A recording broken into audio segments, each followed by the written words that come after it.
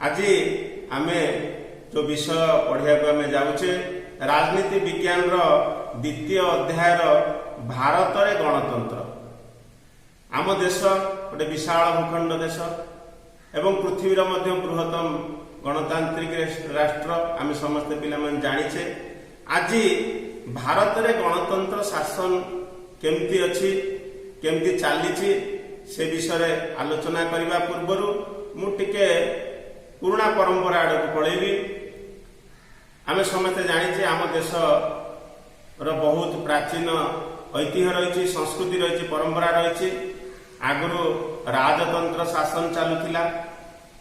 आम समस्ते जानिछे भारत में बहुत आम इतिहास पढ़ी तल षष्ठ इतिहास जो पाठ पढ़ी आसीचे राजतंत्र शासन चलता, किंतु दुर्भाग्यवशतः परवर्ती समय आम देश को विदेशी माने शक, हुन, ततार, मोगल, अफगान एवं परवर्त समय यूरोपियन कंट्री फ्रांस एवं इंग्रेज मैंने आम देश को बहुत वर्ष धरी शासन कले एवं परवर्ती समय 1947 मसीहा अगस्ट 15 देश स्वाधीन लाभ कला एवं से स्वाधीन लाभ कला परे भारत रे किभଳି भाबरे गणतंत्र शासन चली एवं गणतंत्र शासन कौन पाई एवं आ द्वारा कौन लाभ हुए एवं कौन देशर विकास हुए से संपर्क में पिला माने आज आलोचना करबा।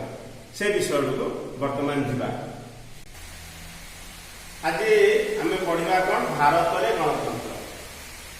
गणतंत्र भारत रे गणतंत्र एवं भारत रे गणतंत्र निर्वाचन प्रक्रिया एवं निर्वाचन आयोग ए संपर्क में आज आलोचना करबा।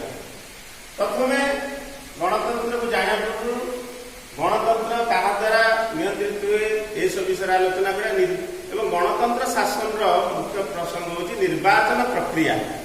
ये गणतंत्र शासन निर्वाचन प्रक्रिया द्वारा होता है एवं ए निर्वाचन में कौ माने भाग नियंती से देशर नागरिक माने बा गण रु गणतंत्र गण रु गणतंत्र गण अर्थात लोक बा जन एवं यही गण बा लोक मानकर मत को आधार करके गणतंत्र भित्तिभूमि होती प्रतिष्ठा।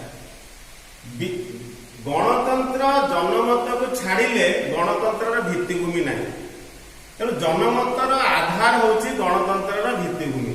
ये होची प्रथम आमे पिला माने गोटे कथा मन रख, आमे मैट्रिक पास आउट होला परे आमे आर्ट्स पढ़ू बा साइंस पढ़ू बा कॉमर्स पढ़ू बा जेकोसी अधिकार किंतु आमे जेतेबेले परवर्ती समय गोटे देशर नागरिक हवा आमे गोटे बेसिक फंडा मु गोटे देशर नागरिक मोर कर्तव्य कौन मु साइंस स्टूडेंट हो पारे परवर्ती समय कॉमर्स स्टूडेंट हो पारे किंतु ये जो प्रसंगटी जे आलोचना करा होछि यह समस्त यह व्यक्तिगत जीवन में आसुथिबा एक प्रक्रिया आपको आम पिला कभी भूलिया नहीं। तेणु गणतंत्र भित्तिभूमि होची जनमतर आधार एवं यही जो जनमतर आधार को आम आज आलोचना करबा। यही गणतंत्र जो प्रक्रिया बा निर्वाचन प्रक्रिया यह एक निर्दिष्ट व्यवधान पिला माने होता है। गोटे निर्दिष्ट व्यवधान जमी मन इच्छा 5 वर्ष कि 10 वर्ष 20 वर्ष एमती ना गोटे निर्वाचन प्रक्रिया गोटे निर्दिष्ट व्यवधान होता है।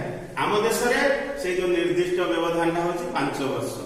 5 वर्ष को आधार करके आमर देश आम समझे आम देशर नाम भारत वर्ष एवं देश भितर राज्य एवं केंद्र शासित अंचल अच्छी। तेणु देशर बा राष्ट्रर गणतंत्र को नियंत्रण करने जो सभाटी अच्छी ताहा होची लोकसभा। आम परवर्ती समय जीवा आ गोटे जो आम लोकसभा और आ गोटे सभा अच्छी राज्यसभा कहुए परवर्ती समय जीवा किंतु प्रत्यक्ष निर्वाचन माध्यम आम लोकसभा हूँ देशर गणतंत्र को नियंत्रण एवं राज्य में किए विधानसभा राज्य हूँ विधानसभा। प्रत्येक जो राज्य अच्छे आम देश जो राज्य अच्छी ताको विधानसभा नियंत्रण करिथांती।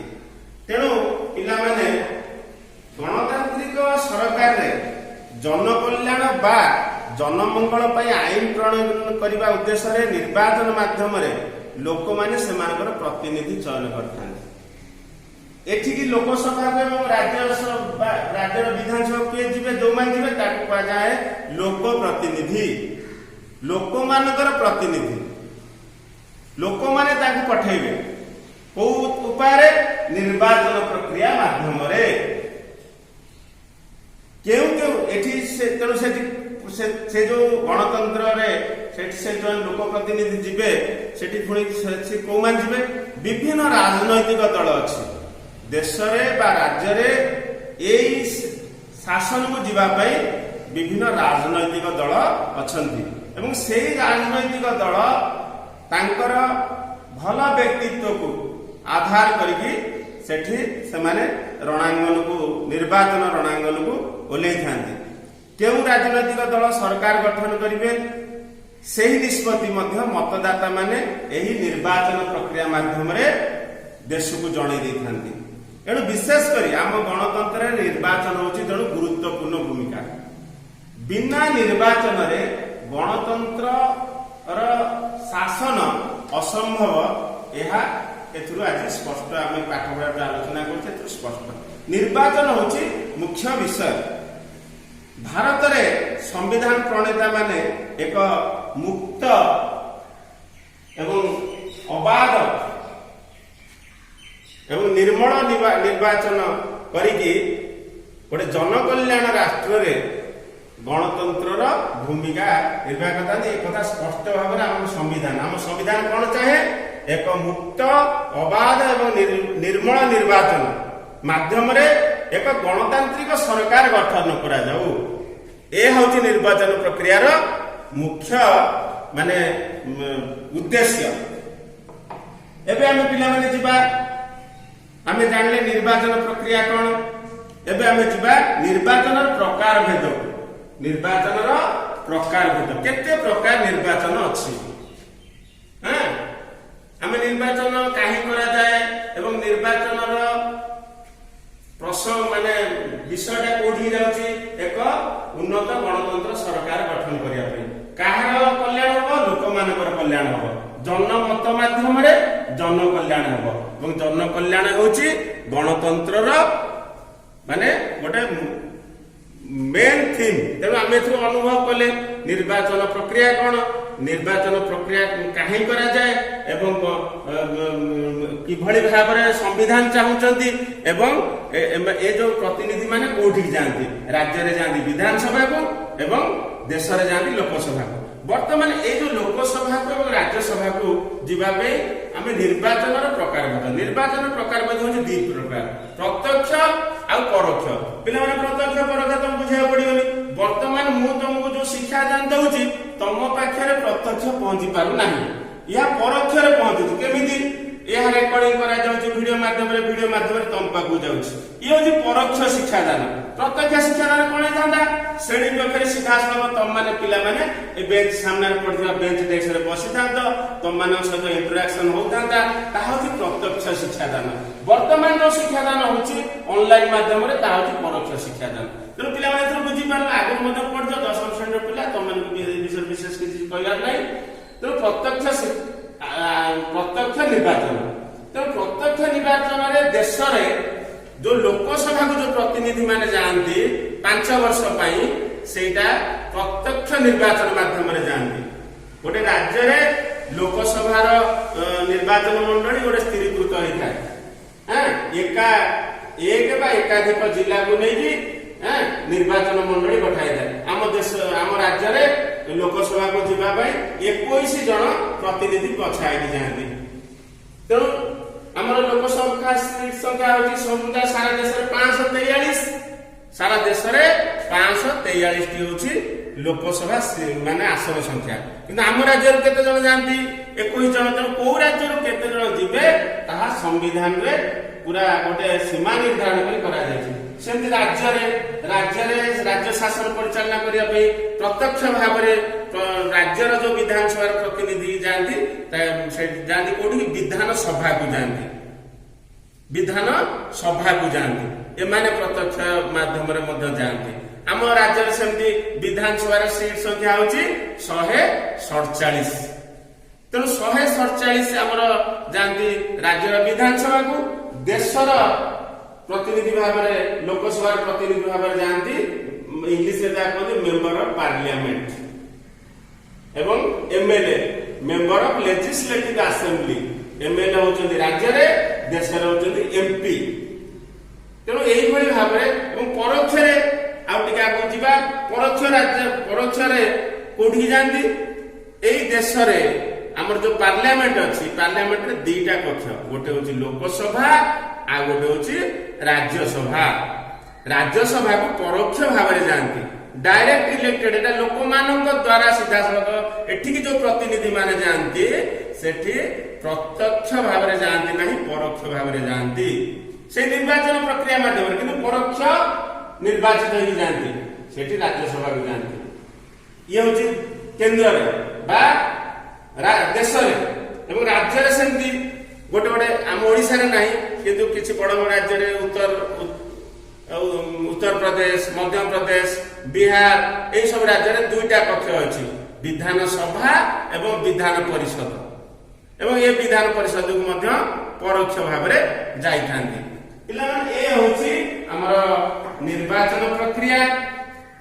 ତେଣୁ এই ନିର୍ବାଚନ ପ୍ରକ୍ରିୟା ମାଧ୍ୟମରେ ଆମର ନିର୍ଦ୍ଦିଷ୍ଟ ସଂଖ୍ୟକ ଜନସଂଖ୍ୟାକୁ ଆଧାର କରିକି ଯୋଉ ଲୋକସଭା ଆସନ ଏବଂ ରାଜ୍ୟ ବିଧାନସଭା ଆସନ ପାଇଁ ଅଲଗା ଅଲଗା ନିର୍ବାଚନ ମଣ୍ଡଳୀ ସବୁ ସ୍ଥିର କରାଯାଇଛି। ଏକାଧିକ ବିଧାନସଭାର ସୀମାକୁ ନେଇକି ଆମ ଗୋଟେ ଲୋକସଭା ନିର୍ବାଚନ ମଣ୍ଡଳୀ ଗଠିତ ହୋଇଥାଏ। ତେଣୁ ପ୍ରତି ନିର୍ବାଚନ ମଣ୍ଡଳୀରୁ ଜଣେ ଲେଖାଏଁ ପ୍ରତିନିଧି ନିର୍ବାଚିତ ହୁଅନ୍ତି। ତେଣୁ ଏଗୁଡ଼ିକୁ ଏକ ସଦସ୍ୟ ବିଶିଷ୍ଟ ନିର୍ବାଚନ ମଣ୍ଡଳୀ କୁହାଯାଏ। କଣ କୁହାଯାଏ? ଏକ ସଦସ୍ୟ ବିଶିଷ୍ଟ ନିର୍ବାଚନ ମଣ୍ଡଳୀ। ପିଲାମାନେ ଏଇ ଯୋଉ ସବୁ ବହିରେ ଡିପ୍ରେ ଯୋଉମାନେ ସବୁ ମାର୍କିଂ କରାଯାଉଛି, ସେଟା ସବୁ ସର୍ଟ କୋଶ୍ଚିନ୍ ପଢିବାର ଯଥେଷ୍ଟ ସମ୍ଭାବନା, ସେଗୁଡାକ ଆମେ ନୋଟ୍ ଖାତାରେ ଲିପିବଦ୍ଧ କରି ରଖିବା। ଏବଂ ଏଇ ଯୋଉ ଲୋକସଭା ଏବଂ ରାଜ୍ୟସଭା, ଲୋକସଭା ଏବଂ ରାଜ୍ୟସଭା, ଏଇ ଦିଟାକୁ ଯୋଉ ଆମର ଯାଆନ୍ତି ପ୍ରତିନିଧି ମାନେ, ଏମାନେ 5 ବର୍ଷ ପାଇଁ ନିର୍ବାଚିତ ହେଇଥାନ୍ତି। ଥରେ ଇଲେକ୍ସନ ରେ ଜିତିଲେ ସେମାନେ 5 ବର୍ଷ ପାଇଁ ଯାଆନ୍ତି ଏବଂ ସେ ଯୋଉ ଦଳ ଅଧିକା ସଂଖ୍ୟାରେ ସିଟ୍ ପାଇଥିବ, ବହୁ ସଂଖ୍ୟାରେ ସେଠି ଜିତିକି ଯାଇଥିବେ, ସେମାନେ ସେଠି ସରକାର ଗଢନ୍ତି। ଏବଂ ପ୍ରତି 5 ବର୍ଷରେ ଥରେ ଲେଖାଏଁ ଲୋକସଭା ଏବଂ ରାଜ୍ୟ ବିଧାନସଭା ପାଇଁ ସାଧାରଣ ନିର୍ବାଚନ ମାଧ୍ୟମରେ ଲୋକ ପ୍ରତିନିଧି ନିର୍ବାଚିତ ହେଇଥାନ୍ତି ଏବଂ ସେଠିକି ଯାଇଥାନ୍ତି। ଏବଂ ଆବଶ୍ୟକ ସ୍ଥଳେ ପିଲାମାନେ ଉପନିର୍ବାଚନ ହୁଏ। ନିର୍ବାଚନ, ଉପନିର୍ବାଚନ କଣ? କୌଣସି କାରଣରୁ ଯୋଉ ଏମଏଲଏ ବା ଏମପିଙ୍କର ଦେହାନ୍ତ ହେଇଗଲା, ବା ସିଏ ଇସ୍ତଫା ଦେଇଦେଲେ, କିମ୍ବା ସରକାର ଭାଙ୍ଗିଗଲା କୌଣସି କାରଣ, ବା ସେଠି କିଛି ଦଳ ଛାଡ଼ିଦେଲେ, ସେ ରାଜନୈତିକ ଦଳ ଛାଡ଼ିଦେଲେ, ସେ କ୍ଷେତ୍ରରେ ଉପନିର୍ବାଚନ ହୋଇଥାଏ। ଉକ୍ତ ନବନିର୍ବାଚିତ ସାଂସଦ ବା ବିଧାୟକ କେବଳ ଶୂନ୍ୟ ପଡିଥିବା ଯୋଉ ସିଟ୍ ଫାଙ୍କା ପଡିଥାଏ ଉପନିର୍ବାଚନ ମାଧ୍ୟମରେ ସେଇ ସିଟ୍ ଗୁଡିକ ଫିଲ୍ଅପ୍ କରାଯାଏ। ଆଉ ଗୋଟେ କଥା ପିଲାମାନେ ମନେ ରଖ, ଯଦି ଲୋକସଭା ବା ରାଜ୍ୟ ବିଧାନସଭା ସ୍ୱାଭାବିକ କାର୍ଯ୍ୟକାଳ ଅଛି 5 ବର୍ଷ, 5 ବର୍ଷ ଭିତରେ ଯଦି କୌଣସି କାରଣରୁ ଭାଙ୍ଗିଯାଏ, ତାହେଲେ ସେଠି ମଧ୍ୟବର୍ତ୍ତୀ କାଳୀନ ନିର୍ବାଚନ ହୋଇଥାଏ।